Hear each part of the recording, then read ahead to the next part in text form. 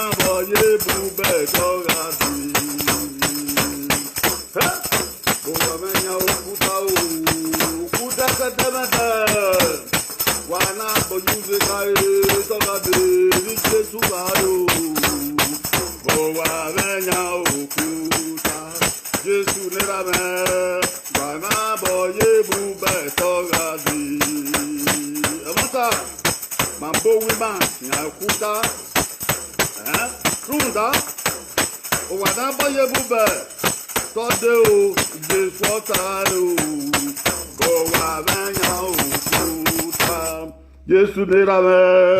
wana boye bube bo wa me na ukuta o wana boju se kai tola de kuta no bo wa me na ukuta wana boju se kai tola de levanta bo wa me na ukuta tele me wana boju se kai tola de kuta no bo wa me na ukuta Yesu nira me wana boju se kai tola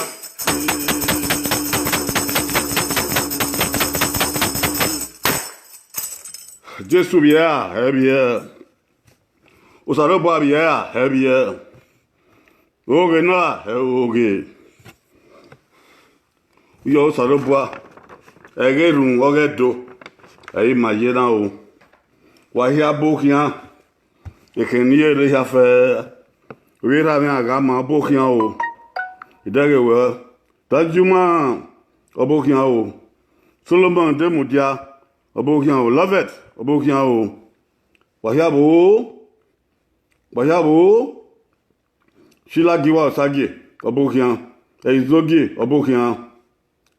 wahia tian hiare wabokian tian hiare wabokian tian hiare wabokian tian hiare o wabokian et non fait classe no sa wabokian ekaniere ya fe kobera kobiye wabokian wabokian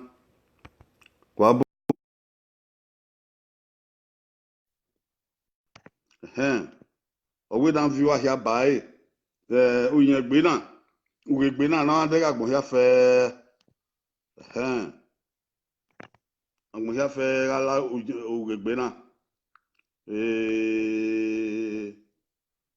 o hia be de na uzo logban yibe ye na o tu wa hia fe no to ben wa bokian o happy edo zamanta uzame abokian o wabokian egeru wan ye na eru wan te neru wagia neru kiri ti bible na we neru bae o salo ba no ke de na e pon ke bu ro me o wa salo ba no do ma yo zo la no gbera na we la de na do la zo lo gbona wori ma la o ma vi o ba wan yan wo bo o nuri ma la o lo de don gba ma le lu gbogbo we ma kian wo pa we e ma kian me bi e pon ke ro o we e teme ya fe ye do ya fe e ke ni ya se ke ni ara me ke do non ke sanre ke do non ku obore ke do non ki sakire yo ida me heaven na no ba le heaven na ata na la o gian ya mi ya we mi o ya wa fian gbe ni do an do ke ti pa ki bi ku ni Jesus Christ na wa hia la ro wa ti yan ya re oba suyi wa vie ken bagbe ade oni akata we na e kan ni re edo ke be duro wa bokian o igba ko to na mi ewe unyegbe na oge bo na e ma me yan ni kedore bo me ma e da yan mi on pa mi eva o vera na ge agama ayoba han ya yedo e kegwari ma edo no Yomani ka ya fe ma mi no kedore wala o otametani pe akebetani ko ni redo we yin amagike o we ma ke yan na wa una e na we kwa awo ago ma adego ma wa ge na ta bi yan ya be o yan ni kedore ni Nigeria e kiri an ya ga ye Nigeria we ni an bi an la unyegbe na adege gbe bo mi ya fe na ta no la ma ya fe orion uyo salobwa wagati ebe no wa re Matthew ohun ihiyan ko vient et nanyangie ya se vient ihiyan yangie ko vient ha kanon wa da ha ni salobwa kai ha Jesu na itamia we o ma ka wa no heaven ni tana ona ya we mi Ora ma no bo wanya okuta. Ori ba na amenare amogbigbi. Na le le. Ona gbeyanwani na royanwani. O wani made ona mudia gamasa. Fun dabo akeri bonya okuta. O ma ka wa no heme ni tai. O mana yawe mi. Hodo yewa mu konwe no bo wa ya uzekai ebube amagire aho gbigbigire ona ronya wani o wani na de ori de abodi bu na hu de mo ene ogo salobua na ki o saloba no fi angbe won yi ma e ko Edene, we do Jesus Christi. He said, I mean, Jesus ka ye defwa. Jesus na gwa su ona da woke. Ebona very. Ona do awa su maya. Ebona ya wa su. Ebona da ho. Ona ma tawoto. Ona do pitan so you way. Ona do bu ere so you way. Ebi ni ma gwan na usu ere ni Jesu bu e ma gwan kan den na. Ere no ye ma reva. Ori we mi no kwa no. Ori we mi no kwa no. Be na che be no wa ban. Hey. O ka mi ma we. E yo to e aweva e agbe bagbona. E yo to aweva e amie bagbona. Ma here nedo ma em na te e yo to. Agbo bo wa e yo to aka gbe. Agbe gbe yo to atiebo ho agbo here do koko gbe. Agi fiawe no kake no ye. Agi ma we no kake no ye. E bani e wa no nya wa na do mwekan gbe. Ori mwekan gbe. E ban ya fa do ke ba ni boy, a do ke ba ni gbe kenipa. Onyo eyoto, onyo do abonya, amweken va, amweken ha, amweken ne, amweken sen, amweken ha, amweken hiyo. O wani do yo, aya gboko yo. Aya gye pabanku gbo, ogbonsawe aye be boy. Ado ye rira yo ye mose. E Jesu na we arebo wa, are mose, awe eyoto eva e amie. Awe yoto eva e amie. E yoto no ka o. Onu e yoto na bonya okuta. Mahia e okuta. E waga. E gogo. E lwe. Emeni Jesu ta na boyo okuta. Oye wa no gelebo. Ona ana ya wevi. Oye wa no gelebo wa yan kuta. O wa na bonya kuta. Oge tabite no. Oga ijo. Ona egedege bike don han we aki. Oga ede na me ado yaro. Oga na bokuta nya na bo wani nya kuta nya me megaro. O se ki are me dore. Agoro. O bere o gbigbi belele. Oga ga mu yo ga mure oge don. Oge don o wa na man bosse. Ogbon igbedan ya go wa so pa wa na bo se we na o ala se ewe bi kevin o wa ka bo mountain we uzola no gbera na we na o wa ya o gbigbi ke ba no gbigbi don wa gbo re bo ho he o de bo ni na ti de Florida bodo na ta o wa no bo wa mu no gbo to Iran kebe poko na ya boy aridowa. Mata. O wa na boy okuta emi egbori. Na boy use kai. Ona yo to nu pokeva. Na boy use kai bandi ri. E mo okuta ototo e. Egede ho wa ya re ho ke ba mo gbigbi. O ga mo edian, o mo edian. O wa re ya wa. Egbo e ma dege bi na kana no sunu gbe baba do su do ni ohin ato agbon igwale emi na aviogian iba na aviogian run dabo o wa riro yeye o wa no yetin bo wa yege bo wa yobo wa to keke no wa no ro dedemede Jesu na we obere na ya bo wa ni aguina obe yo to na bo wa ni aguina Oba to na bo wa ni nya aguna ayoteva ya mi bagbon opa okuta no ka ore ebube uzekai we ayo we ken uzekai we mi we umi ke yo we mu o ayi we yo to be apolo hi wo to were o wa na bo okuta ugbugban gban e don ore dedemede ebi kemi no ruan ero ebi kemi no megboto ero we bana we rio we nya we yo ya no mo omo we ri buku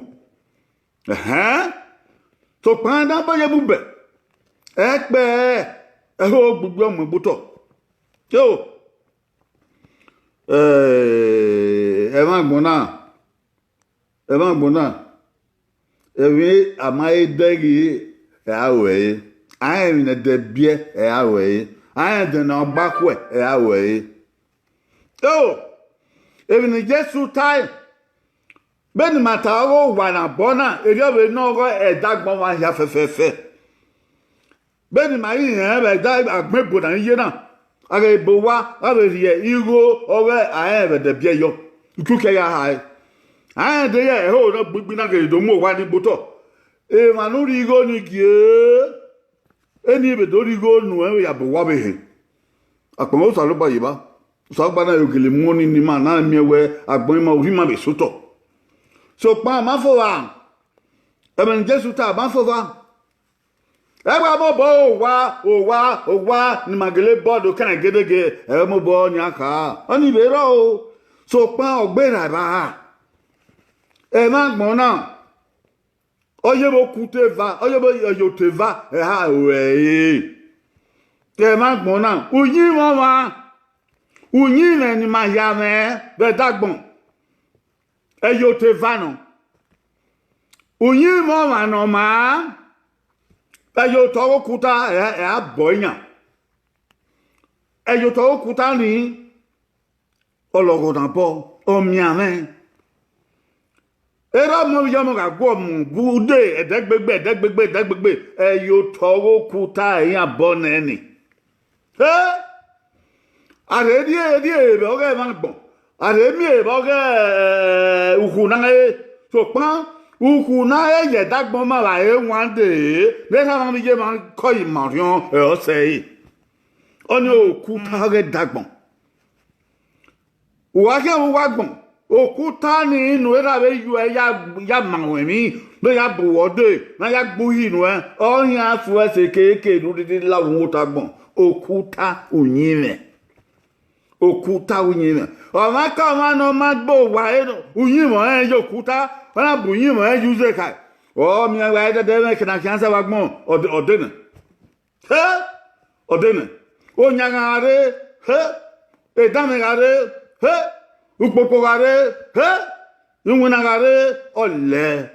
oile obeze love de emona ye okuta maemi anye dagbon yin ya maemi baba hun ebe de agbe ede oporo ka ya won ya woni ari ezenya ya samere dega be ebe ri awoni gbagbe ni anku e ni amegbe suku dega be ri wa kesuku re woni odugbo dega be ri o duzala no kwa duzala kere mo don ari o ha ya swaba dega be ri o wo kesukure don bu adie ki e ki agbado nu we wa ni ye wa ubo ya kan u ya go re mi ya fe izonu fagi no ogigi no ebi kemi no do ya do ki ugwe mama e da amu gwe sekoko agba adokoko ga gbebo ni adokoko mwenya hu adokoko mwen adi wa okuta unyin okuta eyeye mawe ni ugbe hakata nuri owe yupo wo edede na mema ja yeki edede na mema ja yubo ba ina hwan yo to ute ya to te ya pe unyin no mani baba mawe ni unyin no mani yeye mawe ni o ya su ese dagbon we ya atu emo yi ana ko yi kan ana mu e ma so a oregbe o ma kan won tun dawo uyobo mu be na ya ma won unwe na be de agbe na ya ma won urere ri ode be na ya ma won uyokeki ya bi e be na ya ma won wu ye vien re ye we atebo yi o ma kan won okuta ma ta de baba mu ye bunyema onyime won ya okuta ma ta ni o so se dagbon wo ya fe unyime magbon abi mi okuta ko mi obube unyime magbon e ma na bunyime orin anya ebube oye ma na ma mo benehude ma na ma evi no marie e ma na monatie no makwenie e mo na ge ohun no mayo e mandan buhi na no mamu ese bedio e da na ke no kan sabu wo dagbon wa mi we oku tawuyin mo ni o yiwe na dan ba ya ebu be ni o ade e da me are o ade ifu enye o are o ade upopa gbon are o ade ara te mo ji ya ma oko ara te be o ma se ya ma oko ara te be wa na me ya ma oko ara te be wa no la ya ma oko ara te be wa na te mata ya ma oko ba mi o ji na boyo kuta oge de ori won yi o de yen wi leketi edara muna ya bi o bi ese u be dan he do won no ma we bi do e dan he do oh onyo gu yin e da be mi okuta oge ebe iwe mi oge suku na gbo ya yo o ara ye suku ara yiwe ni o me be na be boyo okuta he o me be ne ma so we boye ebube he agu wa ya no yesu ku wa ni oboda dukun aboya wa ni oboda dukun oye yo inu e ma o yesu ku na bo yo to yokuta yesu ku na yo owiwe mi na yo abe mi yesu ku na bo yokuta abe mi iwe mi na bo yebube iwe mi na bo yokuta ono iwe mi no gele wo no gele ma o yo no gele no be mi ya we mi na bo ye bube iwe mi ne ti do so ma se aga ga tie no do tie be no ma be baba e mu be ro we be na do tie no do tie ni ma do tie ni baba do ko do tie be na o ebe ni ora mu yo ora mu re ora ha yo ora ha re tun da yen gu atie o ke yi bo ewe iwe ni en ye bube na bo wi iwe ni en yokuta iwe ni o do si o dagbon when I wear a bay, oh, yeah, we better. I am a benefit. I tell guy, or maybe not a local. If I buy where I want to. What on, if you want to go a woman, well, a day moon yazelible, a day I've been yazelible. Now then I'm wearing yazelible. You may have been a baby so sad. Oh, no, a mono, where you were in your kuta. Beni man ya yare we bo ibi man o iwe ni o yokuta ne do ne de ne wa ga ne go wa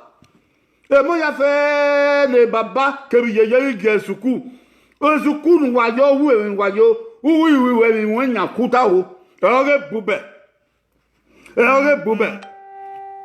David was the nebo na wa kan se kini an kan se dan what's the neighbor no wa can say won tagbon ya he na wa tagbon ya ojo du eke what's that who da iwe mi ni ajo iwe mi owe unya uwo yankuta be na dagbe se na oye we no mama gbe so to ma niku bo ina ye be di o he who da iwe mi ni manibu we oye we na bonya ebube Abenya bube ebe na die ni ma be school aba area e so kwa bo nya kwa ebe na die ni ma be school aba area e so kwa agbe na die da we o nya ka oyo no ma je school iwe ni ma we e so ma ye bu ba be so yiwo o mo ire ke don so ma se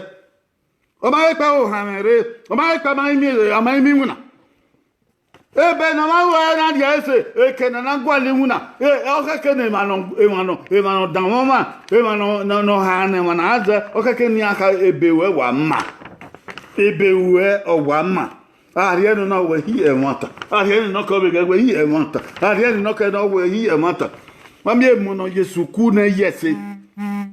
ebe ni ari ekede e me ki no se ami ya we mi yani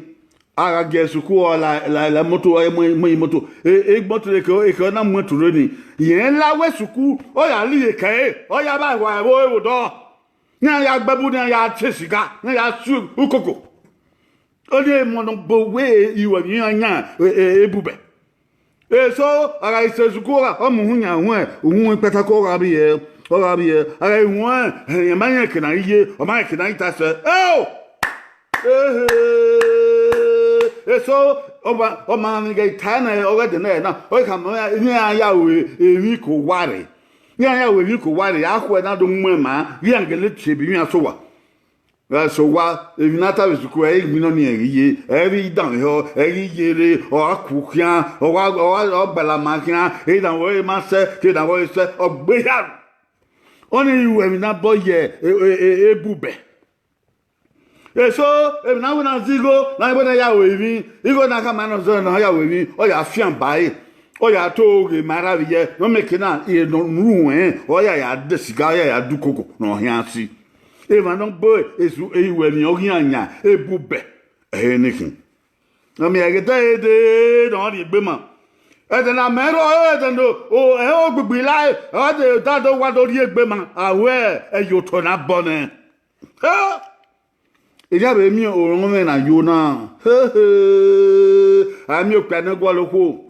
ami o ko na gwo loko ya to pa awe orun me be dun boy he o be me no demu Evi ya mo bae biedo. Evi ya mo bae biedo. Umegbe ka ome, o ka kedu umegbe ka se banse. U se na degbe, u se na ga tie okwoni, u se na ga no digwe, na ga tie gba hian. U we heyo. Oni die ma u kelere ma, menaki. Na agwa lo wa mi won, e ma so agwa le okwoni an rie, ma so agwa lo do ni an me, yen ya we lu ihan. Awono lori e mai habi ya we do ege na do ni gbera na de ko na gbera eri o ma no igo mo ja o e o run pa bi omo o na mi o ko o na wa die o wa na o kian o we so pa le bo habi ye no bi o ho no ya egbe no kere no ya mu igo yo hu no ya ka mi yan ari okwo na ni an gele bi oge mata ori mama se ori bebe ye ori beleku ori na baka oni o me na boye okuta aragun ana ya kian ye gbe kian ara bi ele mo na ya win na ya ti kokoko o ka ni bo ko ni an we eri an bi yan ri ye kian eri an bi yan ri ye kian ewe aeri okwo aeri yomodo o ma esu popa agagwale oyin mo ma be no ma je ayin be do ya mo se ba o eri o ya mo se bo rion oni o me na boyan ebube o nu yin me je igwe gbe ro ileketi ro e ma ta ro oni o me na boyan ebube da we eyo to nu be o ron me wen ya da we ji to no be orun won yan o ge gbe no wa o go salugba no wa o ge bo no wa o ri mama se no wa o ge ja wa se no wa o ge ikwe me go no wa o ge nyon o nyon e ko ya na o ye nyon o bu nyi anya okuta we no pia no so ba wa yi no kamasa we no tan se na we no mwe la jan se na we no ikwa bo kokon se na we na ben we de no we sa Ubo wa wenya kuta uwa be mu okwo nu una be mu we gbo o kuta we no ya de so banyanya oge ebube o pancake na ya we na ya wu ayo ohwe na ya wu ayo ume na ya wu ihe ume na ya ranu egogo na gba yobo eviru na mu yuru bieho na mu yeho oni o okuta no abo eyotodun abe oron nya epa o kana je yobo osun afafa epa edamu yuru osun afafa epa enaya ranu eya konokwa epa enaya bitio eya konokwa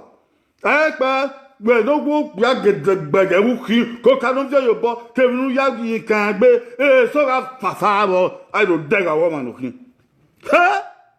I don't dega woman okin evi na je ye gbe afafa agbon ga do awo ma no wakin e ma ya no do ba we do ya we oyon me we jan ti wedi ya we marry e ya do awo ma no kin say ya so lo ba no do mi o ka awo ma no kin da de yo to dun gbe orun enwe yan ogokuta no a oge bube no a oh iwina uga ma ya fe wina that wina no saba twa na do uga gbona uga no uga wina mata na unya kuta una ga una ga le kan o salo bo ga fiangbe oge na zo ge badima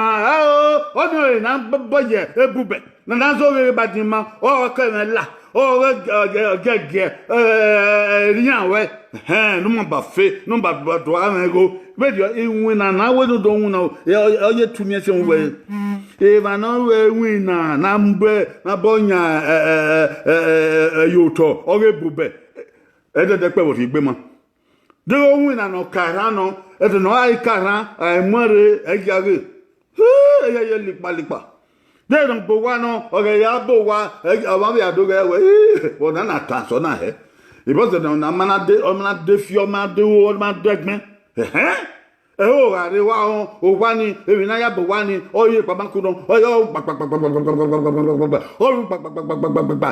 ga ma gba se o to o ga o ba dezien e ma na bo wa ni agwa ni ayi mi o e ge ma ni be wo o hen o salo bo a we pe ni ma ye na yo be ye iya iwe o hen mo salo bo eni o ge dagun mama lo pe o ya o lo wu o gi na yo to iwe ni o go salo bo o ge so si o ge ugane no do aye na bo yokuta o so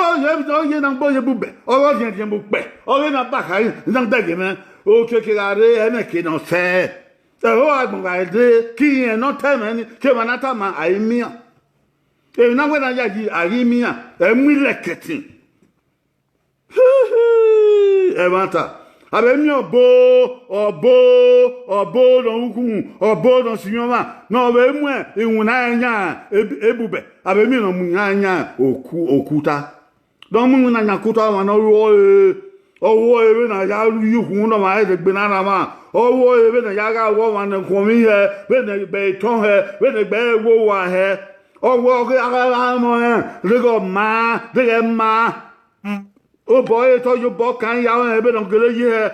oye sien ebe no ke no ye o ma no we nyo go bo so fo me obo wa nya kuta anything no ma wo Yesu fo me no ma wo se okuta ebubo obogo ye daga ma ne gbe mara ni owe eri owa no ma owo da mi nu na e ku ye me no tai ke mi no gbenu ibo be yaye be yaye run da o iwe yan go bo no we ma wo Yesu to me o ba wo Yesu to e ga be mi abeji ni ya no enwe zin na ya we mi abon evi ke ni ariri wu abe mi na uyo kuta ba mi na uye bube wo pepe o ri gbe ma e ya be mi ma ni wo sega bo na te politician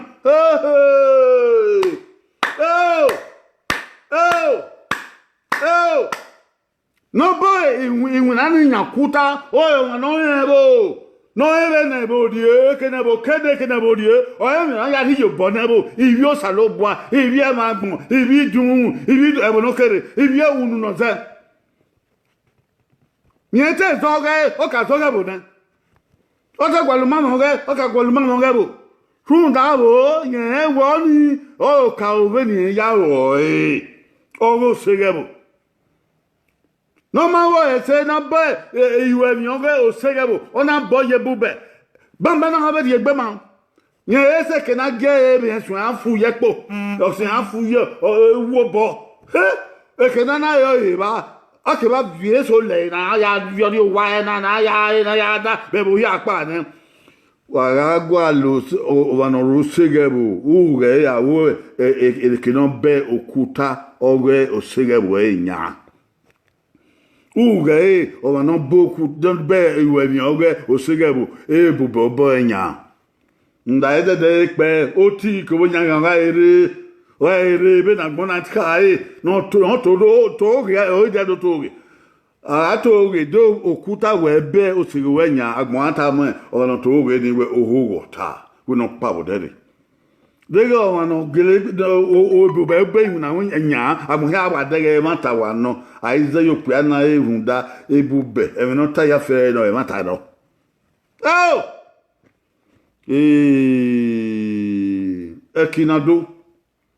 ekinado obebe na boy we na do he na miewe kini ugele duo nya okuta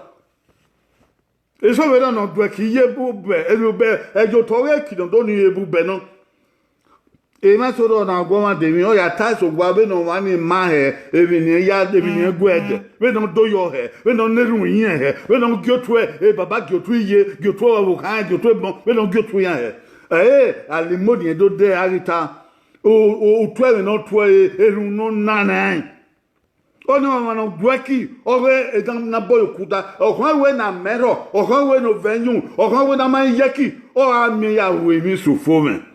no mweke no do nya ebube ekpe baba na mi po bangbana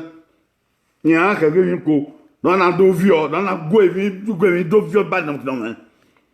ebi po ifo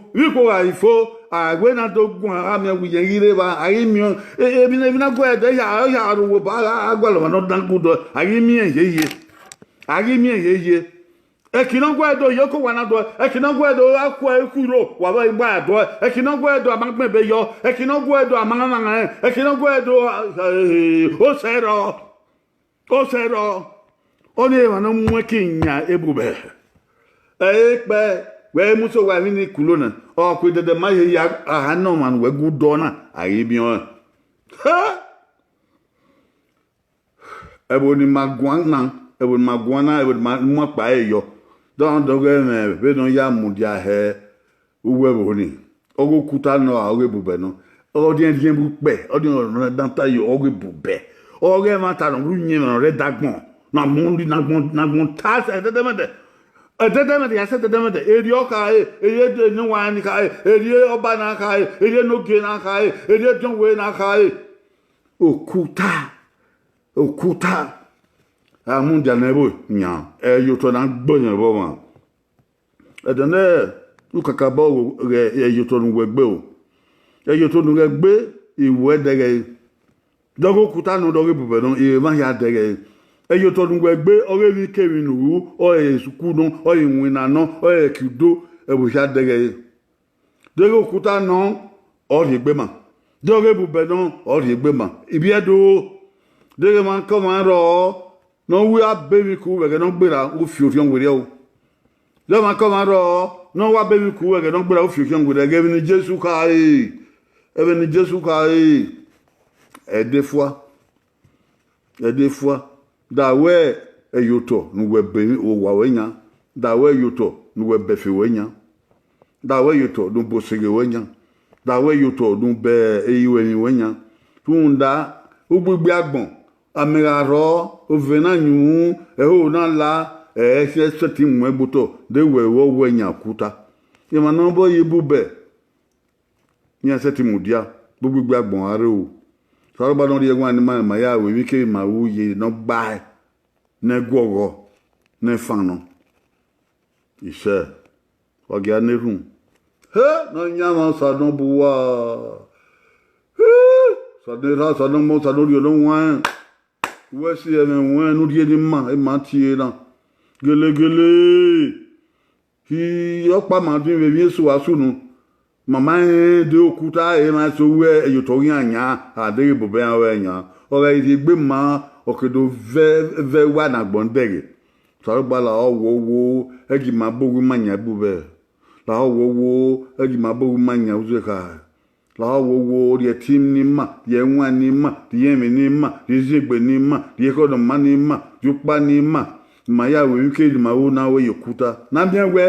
ogbugbe agbon we ri ese team we wike ma mu gbo we me team we gbo to e ma gbon bo wo kire ma gbon bo wo ri ta ho su bi do ya fe de no wa abewi ku ro be no gbe la ho nu ya be ma ya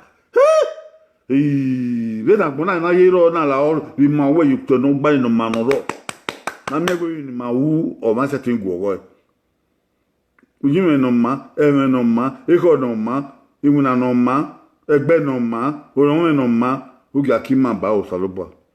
The devil, I said the devil. When Jesus Christ, no nyama, he said,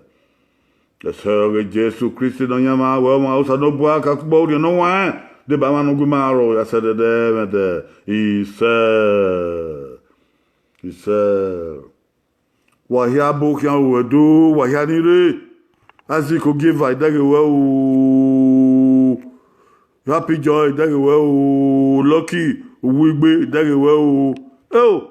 Victor Kwase dagewe o wa ya fe odium society yan yabo ti yan rewa edogi awere patience ti yan rewa arewa ogie Jeffrey koyo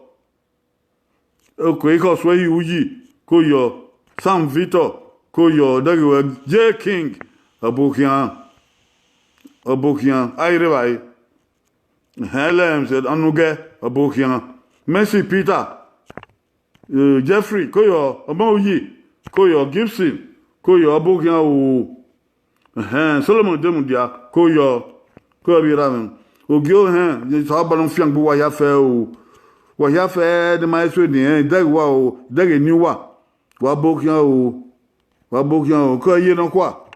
You hear Paga Chief again, I'm going and now we set a good one, Bambana. Ye don't quite go. Agama Viraman, Kuyo, Agama Agma Ovo. Okuta Newaga, my book woman Yakuta o Wanaba Ibu Beto Ade, Sabanaki woman do is a Fiambe Wayamia, is a destiny. Stacy Koyo, your pen why receive. Ida wa ya fe ni maso ni saze koyo ni maso ni regwe o benu yen gbe na ya ye no adegeso wagi tore na ne wala ho we ni makata ya ye weta o adi onyen gbe na ototo wa me kini aka ewe she owenu gwe ma be gai gelegele we gwe ma be gai ketan kosi ugu ya gai we are here at YouTube. Oh, pota. E kini ave gben subscribe yi. We happy on. E ge gbe wo we o. Undata kai no make na tontongre. Ibi e do ni mo se wa ya ko yo o. Ya ye yo. Isa. E ya ye yo. No tunire na we kin ya kwe o. Ya kwe. Are yo ge do. E ma ya we gonkan. Are yo ge do. Tietouin, Tiosiwe, Yafegati. Mayafe, no ye, Egbebe, do with Nigeria. Ola Wagigi, and when you are dege, you are giving Magina. My near do not walk. Or my say, you do not king ye, yoga do, Yanikaduri. Every logo, my even I our hair. Now me, Mayafe, Daniho. Do Boto. I don't know what you need, Yedo, ya no more than do. No more than do, so what young be. You boy have affairs about the man so be a yono. In my mao. So about them young women. Why we are do? Can you work in the road? Why do? Better ya Makoyo. So about the Bawayao. No young woman here waking up.